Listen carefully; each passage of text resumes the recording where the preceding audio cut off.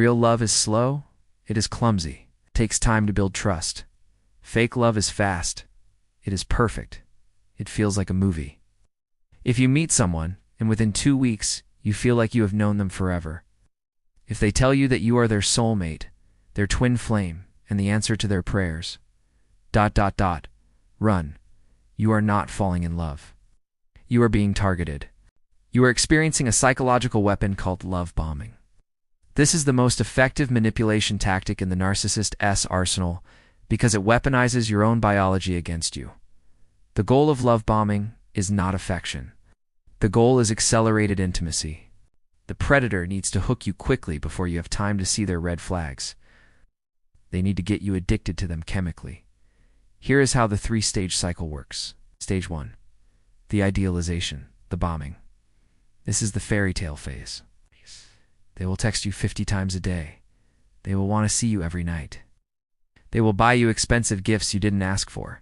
They will use a tactic called mirroring. They listen to your dreams and insecurities, and they reflect them back to you perfectly.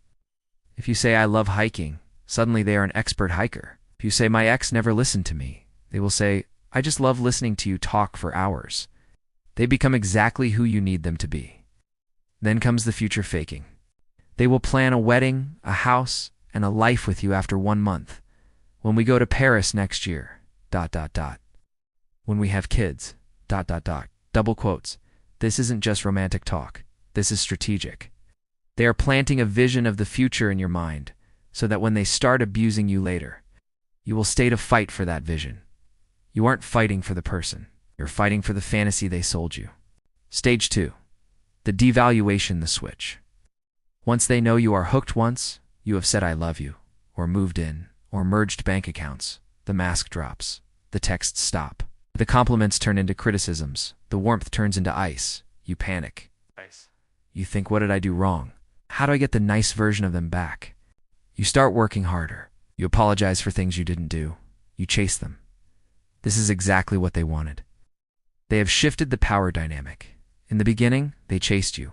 Oh. You were chasing them. They have successfully trained you to crave their validation like a drug addict craves heroin. Stage 3. The discard. When they have drained your energy, your money, or your self-esteem, they leave. They discard you like a broken toy and move on to the next victim instantly. And the scariest part? They will love bomb the new person right in front of you just to prove that you were the problem. Why does this work? It works because we are all starved for validation. We all want to be seen. The love bomber gives us a massive dose of dopamine. When they pull away, our dopamine crashes. We go into literal chemical withdrawal, anxiety, the obsession, the sleepless night. That is your brain screaming for its fix. You go back to them not because you love them, but because they are the only ones who have the cure to the pain they caused. So how do you spot a love bomber? Look for intensity versus consistency. A healthy partner is consistent.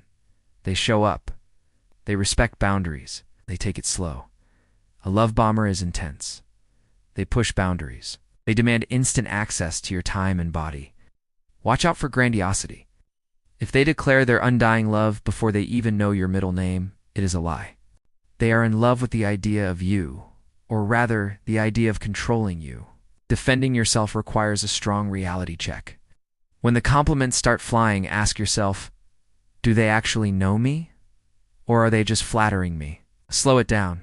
Tell them, I want to take things slow. A healthy person will respect that. A love bomber will panic or get angry because you are messing up their script. The reaction to your boundary is the only test you need. But the real nightmare begins after the love bombing stops. Why do victims stay? Why do they stay when the abuse starts? Why don't they leave when the compliments turn into insults? Because the abuser doesn't stop being nice completely. They switch to a terrifying psychological tactic used by casinos to keep you gambling until you lose everything. They give you just enough hope to keep you playing.